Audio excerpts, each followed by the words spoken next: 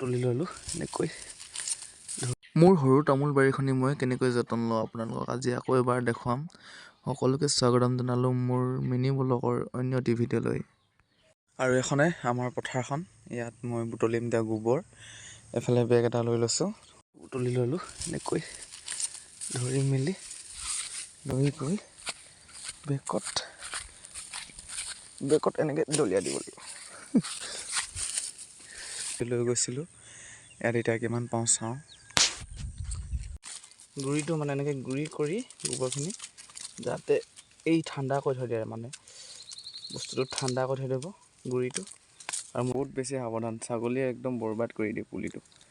সেইকাৰণে এইটো পুলিকেইটা ডাঙৰ হৈছে, এবছৰত কিমান হ'ল নাজানো, এবছৰৰ ওচৰা-ওচৰি হ'বৰ হ'ল। যোৱা বছৰৰ বাৰিষা ছিজন, বাৰিষাৰ আগতে ৰুইছিলোঁ বাৰু, এতিয়া এবছৰ ওচৰা-ওচৰি হৈছে।